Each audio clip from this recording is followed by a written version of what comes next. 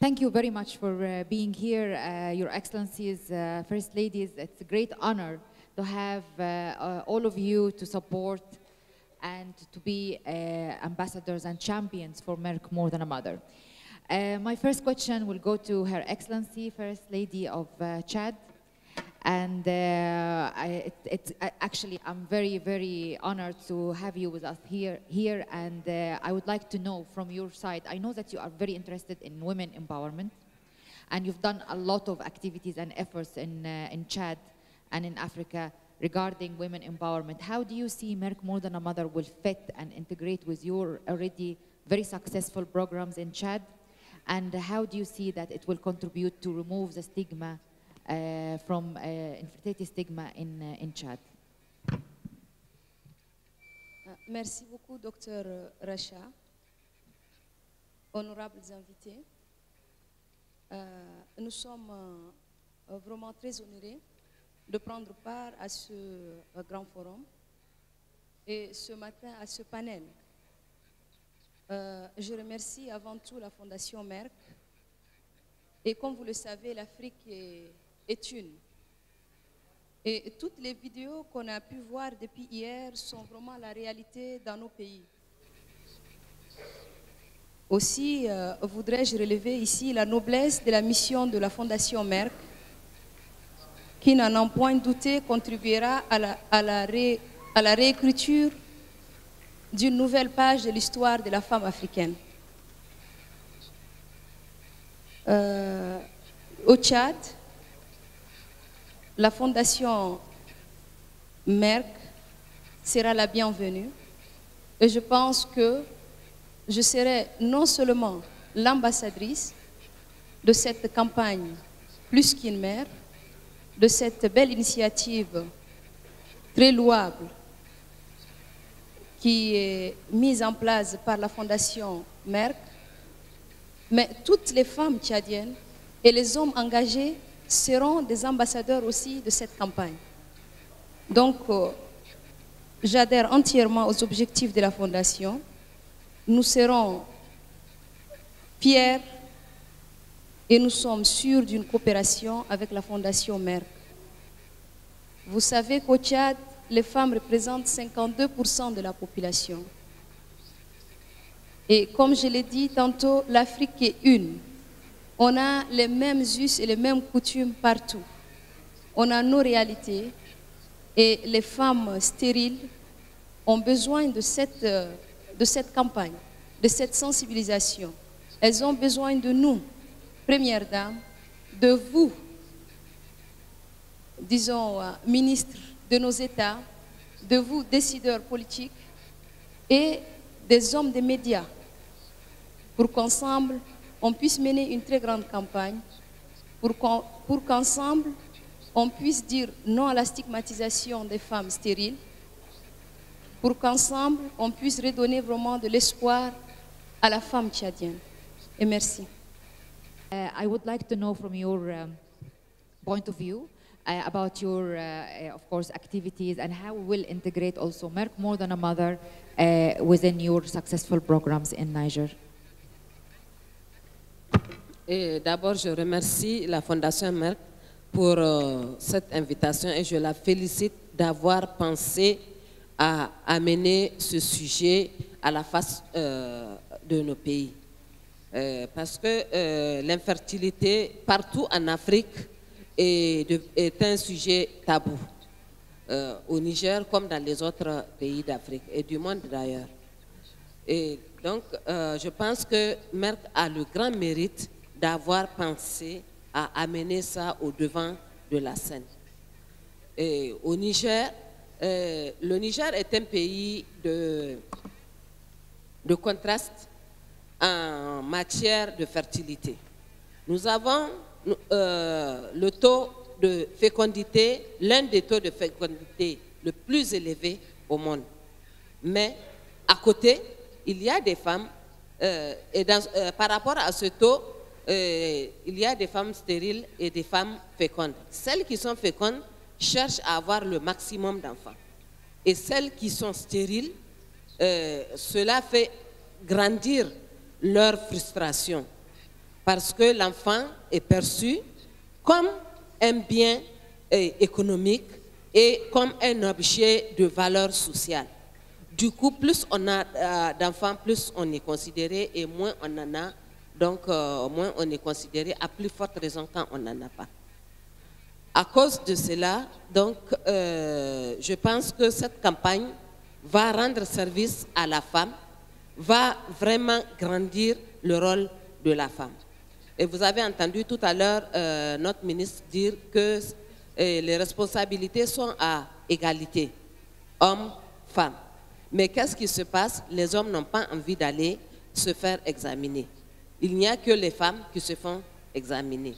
Et ces femmes, quand elles constatent que ce n'est pas de leur côté le problème, la frustration est d'autant plus grande qu'elles savent qu'elles ne sont pas responsables, mais l'homme refuse de se faire diagnostiquer. Et donc, nous, au niveau de la Fondation Gouri Vie Meilleure, que j'ai l'honneur de présider, déjà, nous menons des activités en direction des services de santé qui rentrent dans le cas, qui peut aider à résoudre ce problème de stigma avec l'infertilité, c'est-à-dire qui aide à donner une chance aux femmes d'avoir des enfants et celles qui n'en ont pas, qu'elles soient un peu consolées. C'est-à-dire celles qui n'en ont pas, au moins avec des activités génératrices de revenus, elles peuvent déjà arriver à subvenir à leurs besoins parce que quand elles sont stigmatisées, le mari ne veut plus les prendre en charge, la société ne veut pas les prendre en charge économiquement. Elles n'ont pas de pouvoir économique, au moins ce pouvoir économique les soulage. Celles qui peuvent être soignées, dans le cadre de nos activités, nous avons déjà eu à mener comme activité l'appui aux services de santé en donnant des équipements médicaux, des médicaments, un appui pour relever le niveau de renforcement de capacité, je veux dire, aux services de santé. Et ça s'est fait dans le cadre des dons d'échographes qui, vous convenez avec moi, aident à solutionner les problèmes de fertilité. Et avec Merck, ce que nous comptons faire ou nous souhaiterons faire, c'est continuer dans cette direction à faire le plaidoyer pour éradiquer le mariage des filles, parce que ça aussi, ça amène l'infertilité. Et pourquoi pas maintenant avoir le concept aussi de médiateur, parce que les hommes refusent d'aller se faire consulter, de se faire soigner, même quand ils savent que c'est de leur côté les problèmes d'infertilité. Donc, nous considérons que ce problème peut être résolu de cette manière aussi. Comme ça, on peut prendre en charge les cas diagnostiqués. Et de l'autre côté, il y a le problème qu'est-ce que je dirais, pour le plaidoyer, pour le mariage des jeunes filles, je reviens là-dessus, parce que ces filles ne connaissent pas leurs droits. Donc nous, non seulement nous sommes dans l'éducation de la jeune fille, pour qu'elle prenne sa santé en main, mais nous sommes aussi dans le cadre du plaidoyer vis-à-vis et même de l'État, pour que les filles ne soient plus mariées avant l'âge de 15 ans, parce que nous avons 25% des filles qui sont mariées avant l'âge de 15 ans. Et ça aussi, ça amène l'infertilité. Donc voilà comment nous comptons mener le partenariat avec la Fondation Merck. Merci. Thank you very, very much, Your Excellency. And you rightly said that all the behaviors that we are advocate against every day, like child marriage, genital mutilation, infectious diseases, child marriage, and STDs, all this has a complication if it's not treated early enough, and this complication is infertility. So it's a psychological thing. While it's really can integrated with the infrastructure we had for STDs centers or awareness campaigns we are doing for STDs, because preventing the infectious diseases can also prevent, of course, infertility. And diagnosing STDs early enough to be treated can prevent a big number of fertility, which is up to 85% of infertility cases due to untreated infectious diseases. So it's a huge number can be eliminated with only going across and raising awareness about prevention. The rest can be also by small interventions and the things will be achieved by training the right personnel to provide these interventions to the community. So having access to the awareness and building capacity is very, very important, like you said. Thank you very much for this remark. And my third question will go to Her Excellency, First Lady of Guinea, Conakry. And again, we met before this meeting. She's a great lady, and we discussed a lot of her successful activities and the community programs she is doing also to empower women. We are very honored to have her with us as Merck More Than a Mother Ambassador for Guinea. And we discussed a lot of opportunities of training because, of course, we will have the first step is to have trained personnel to be able to raise awareness and to have the small intervention needed for prevention or for treatment. Your Excellency, would like to know from yourself about all the activities you are doing and how Merck More Than a Mother can contribute from your point of view to eliminate the stigma of infertility and empower those women and couples. Merci, Dr. Rasha. Bonjour. Je voudrais tout d'abord vraiment remercier Merck, la Fondation Merck, de m'avoir invité ici et de me proposer leur activité phare qui est plus qu'une mère.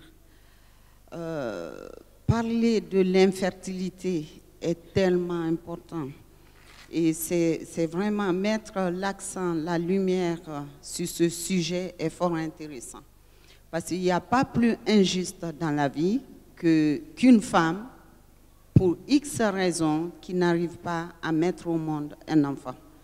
Ceci dit, dans mon pays, tout à l'heure, j'ai une de mes consoeurs qui a dit que l'Afrique est une.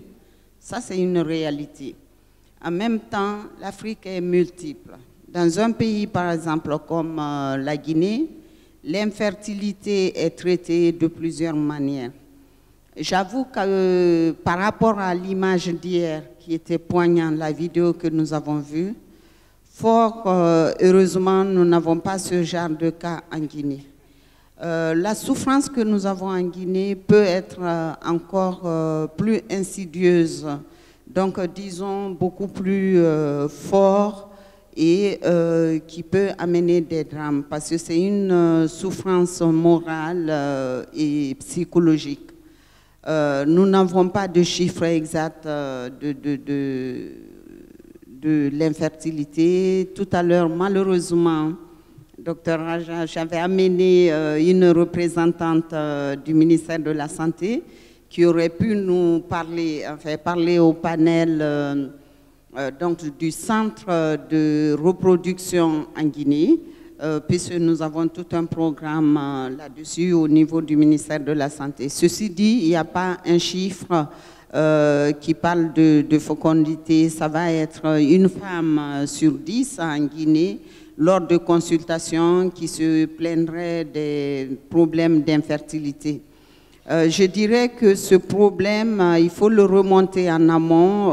Lors de visites nuptiales, par exemple, un jeune couple qui déciderait de se marier, de faire la consultation nécessaire, à savoir s'ils n'ont pas d'incompatibilité ou de maladie qui empêcherait soit l'homme ou la femme de donner la vie. Donc, je représente une fondation qu'on appelle PROSMI, qui veut dire Protection maternelle et infantile, qui est basée surtout sur la mortalité enfin, la lutte pour diminuer le taux de mortalité maternelle et infantile en Guinée. Donc ce programme de Merck plus qu'une mère sera très intéressant pour la Fondation Prosmi d'adhérer et de faire un partenariat. Car déjà la Fondation Prosmi sillonne le pays pour relever le niveau de vie des femmes et nous avons un programme spécifique pour la construction de centres d'activité pour les femmes rurales, les femmes illettrées. Donc il consisterait de les alphabétiser, de leur donner une activité créatrice de revenus dans la saponification, la teinture, la couture, et j'en passe, ainsi que le beurre de karité, qui est un arbre fruitier très propice en Guinée. Donc, plus qu'une mère sera la bienvenue en Guinée et ça sera très intéressant de mettre les deux visions ensemble pour faire des activités, pour faire participer ces femmes aux activités génératrices de revenus. Autrement, je vais signaler aussi qu'en Guinée, il y a des médicaments, voilà, des soigneurs traditionnels qui généralement font un traitement aussi, parce que c'est important, nous sommes en Afrique, de le signaler, qui arrivent à traiter des couples et généralement pour dire qu'ils sont vraiment sur la bonne voie, ils prennent en compte et l'homme et la femme. Donc le plus souvent c'est des potions qu'ils vont donner à faire boire par l'homme et la femme. Bon, ça peut se discuter, mais ça souligne le fait que le traitement de l'infertilité doit être vu au niveau du couple et non seulement qu'au niveau de la femme. La souffrance qu'on a aussi en Guinée, c'est du côté de la belle famille. C'est très rare les cas de violence directe de l'homme à sa femme, mais la souffrance morale, psychologique viendrait de la belle famille qui vont mettre vraiment un poids, une pression qui peut devenir très stressant pour la femme. Et en tant que profane, je sais que une souffrance psychologique peut aussi bloquer la femme à donner la vie. Plus évidemment, toutes les souffrances faites aux femmes, je pense donc aux mutilations génitales féminines pour laquelle vraiment en Guinée je me bats. Et la Guinée a été l'un des premiers pays en Afrique de l'Ouest de lutter contre ces mutilations génitales féminines. Fort malheureusement, ça persiste, mais nous allons continuer le combat afin qu'aucune femme ne subisse vraiment cette injustice. Encore une fois, merci à la Fondation Merck.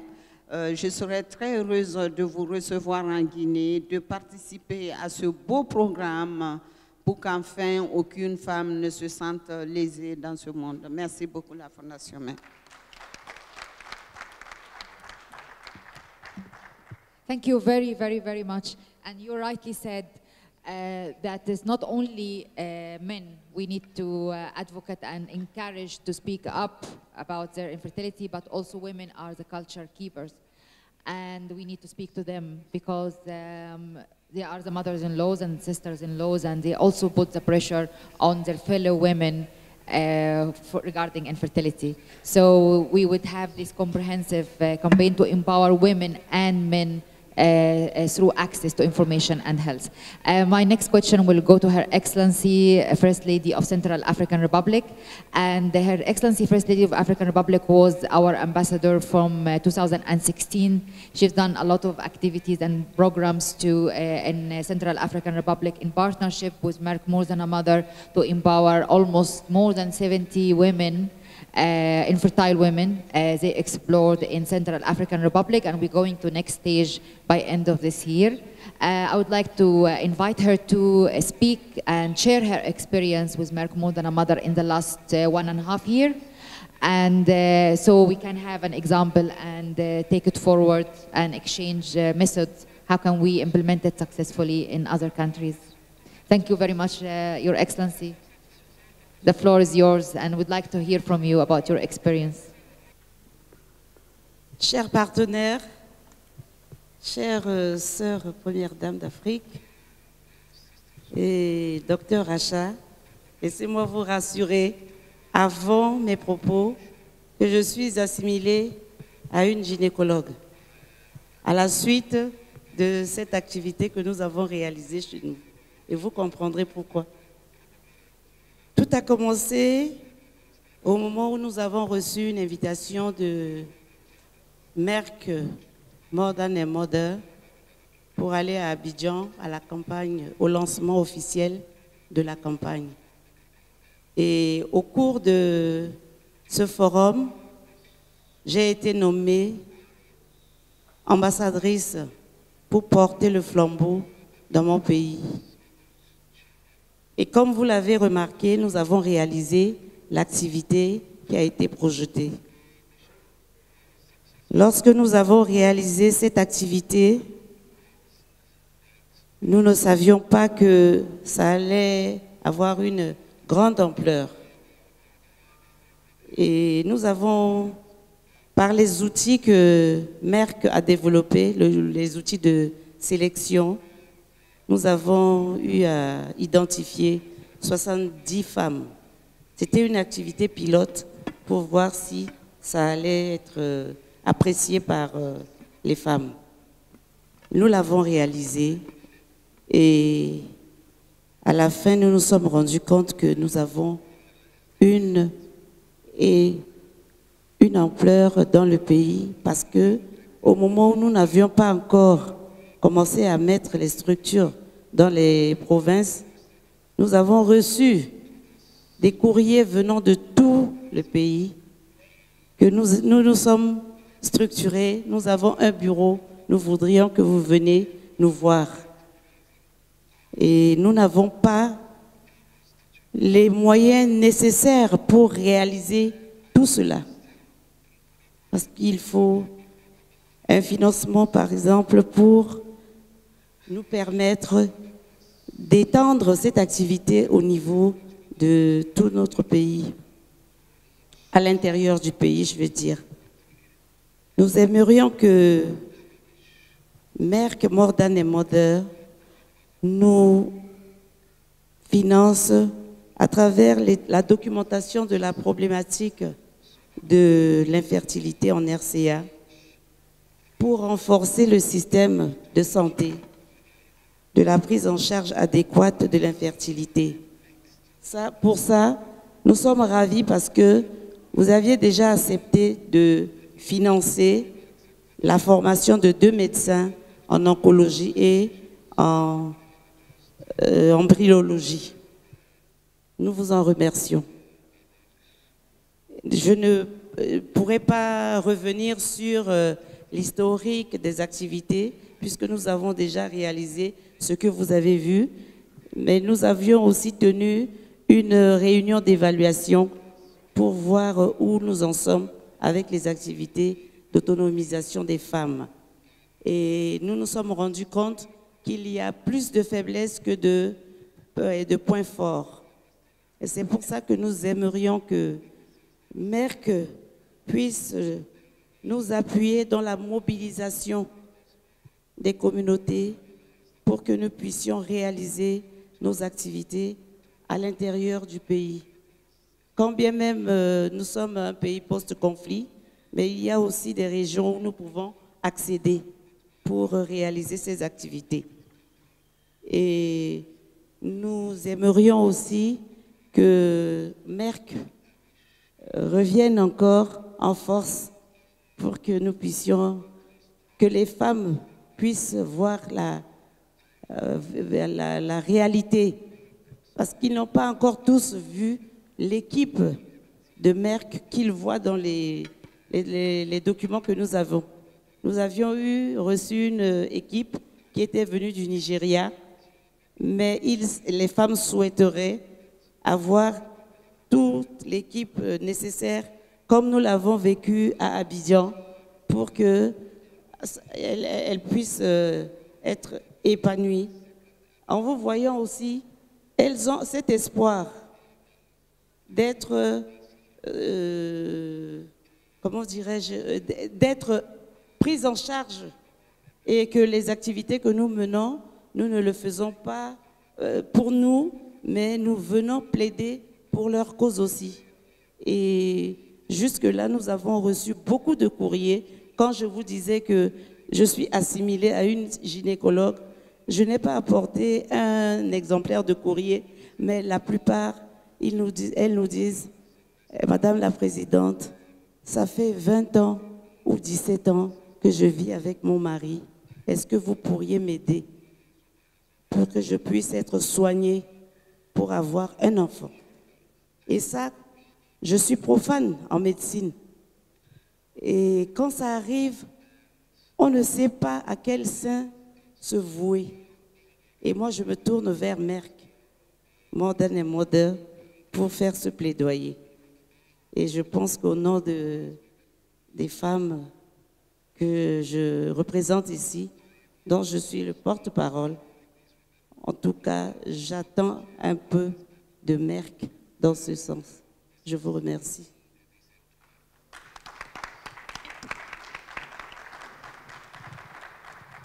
Thank you very much, and we will fulfill our commitment and long-term commitment to empower more and more women. Of course, we cannot do all the women in the world, but we will start in different stages, and as much as we can help, we will. And of course, we also will build the future by training the people who will take this forward to different countries. Every trainee will go with us for training from each country, will be an ambassador and a representative for Merck Foundation.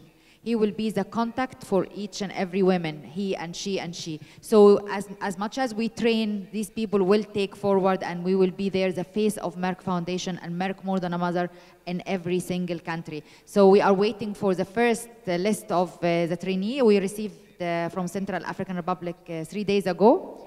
They're going to join the training soon. After 3 months, they will come back to you. They will be your soldiers.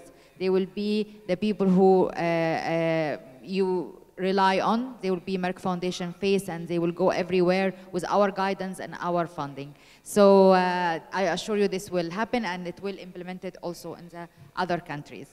So now I would like to invite to the stage and to share her experience as well and her vision about how to take Merck More Than a Mother as an ambassador. We're great honor to have you as an ambassador, the chairperson of the National Assembly of Namibia. I know that you are a strong woman, and you have a lot of activities you've done in genital mutilation and women empowerment in parliament and policies and in community. So how you see that Merck More Than a Mother will affect and will contribute to remove the stigma and empowering infertile women in Namibia?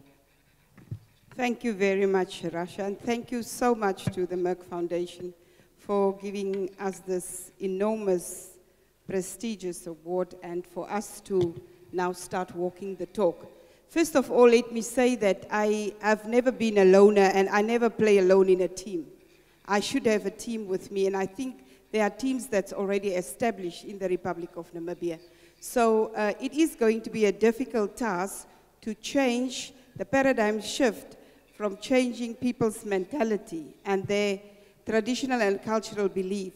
But we do have some positive in Africa, and I'm going to pick on the positive. The empowerment of women back home for us start by empowering rural women and men. And we have men as partners. And it's very important that we don't isolate women from men, and men are also very important stakeholders in this. And they should understand it very well.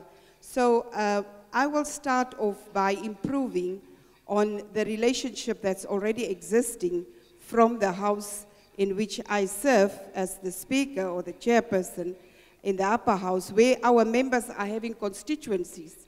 And within these constituencies, we have representatives of the Rural Women's Parliament with men as partners, as well as the youth parliamentarians.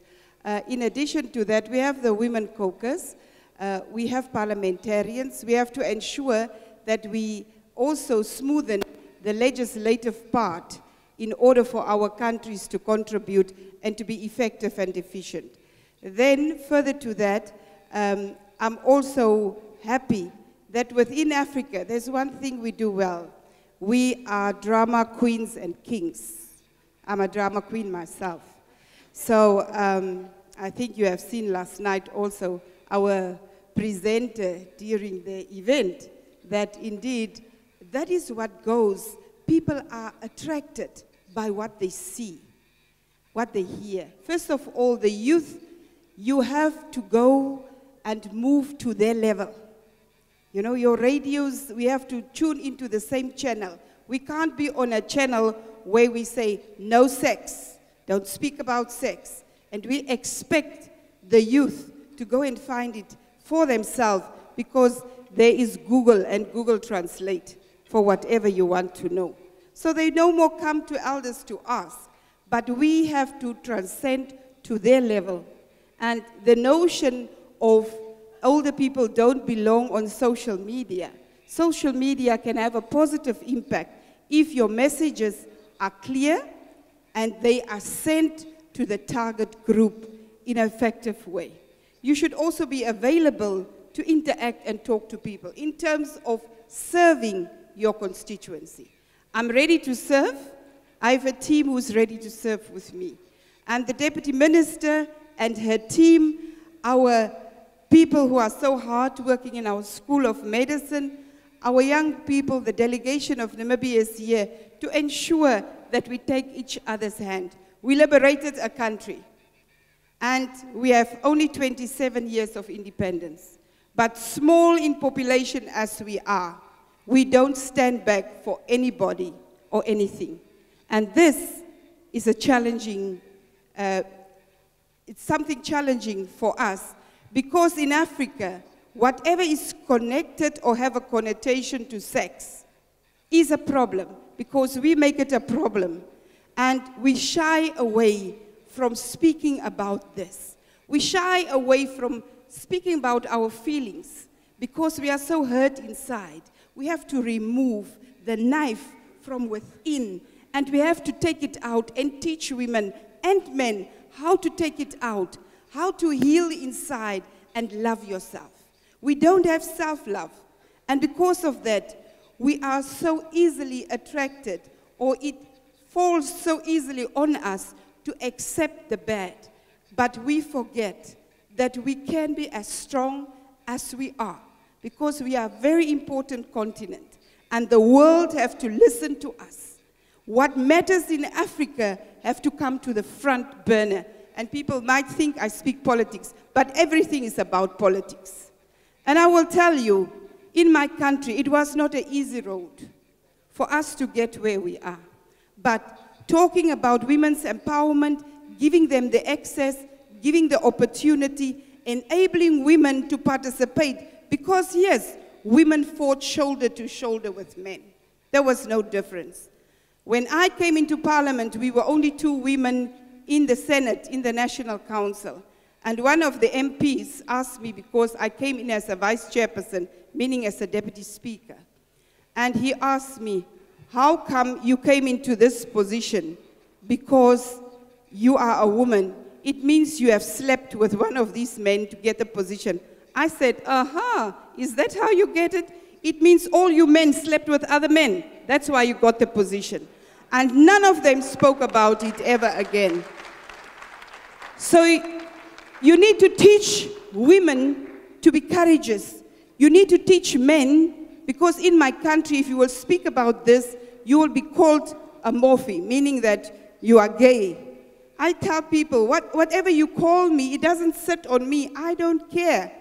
I am Margaret, and I don't blend in. I stand out.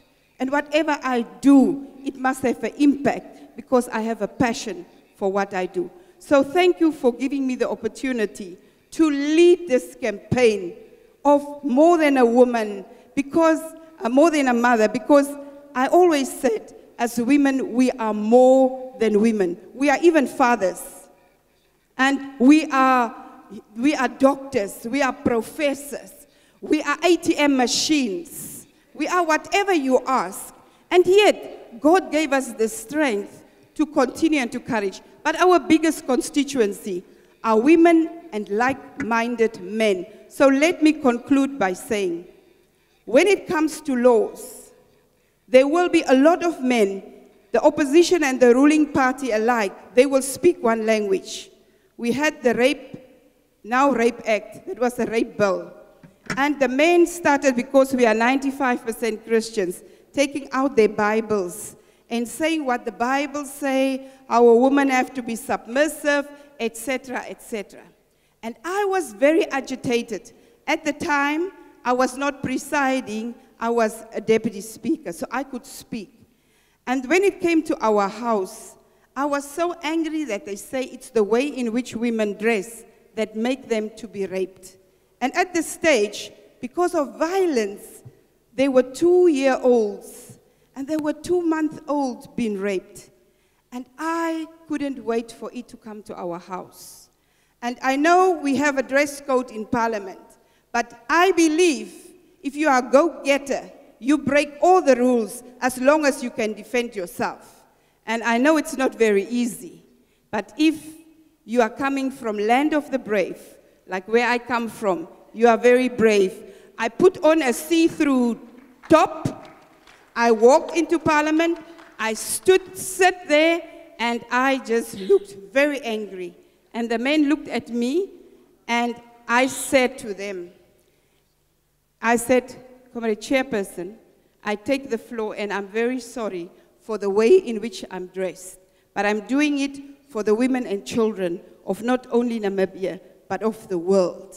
So, if any of these men in this house would dare not to pass this bill, by tomorrow, I'm going to come stark naked tomorrow into this Parliament. And as an African, men don't like those type of things. You switch off all the lights when it comes to these type of issues. So sometimes it doesn't help to threaten, but sometimes you must also read your audience and see what's going. But there are youth who's very powerful, and I believe in educational theater. And through educational theater, I have, with a team of women and men, we have achieved by going to schools and giving the information. And as we speak, they are busy writing in order for them to go and spread the information on infertility and how to go forward. Thank you so much for having me. Thank you very, very much for this inspirational speech. As you said, I actually see that African women are very inspiring. I didn't feel that strength and my career take its own, way further up until I realized that I am an African woman. And I identify myself an African woman before anything else. I'm from Middle East, I'm Egyptian woman, but I am African woman. And since then, I became strong. I realized that how strong I am and how equal I am and how should I not be content. I should not be content with anything just given to me. I should acquire what I deserve. And thank you very, very much for allowing me to be among such strong African women with me on the same stage. It's a great honor, and thank you very much for all of you, because you empowered us and inspired us, and I'm sure that every single one in the attendees will be also ambassador for Merck More Than a Mother and raise awareness and educate at least 10 people in your community, in your office, in your family, in your neighborhood, and this will someday and one day will reach, and we will create the culture shift we want in no time. Thank you very, very, very much for all of you. Thank you, Your Excellencies. Thank you. Thank you very much, Your Excellency.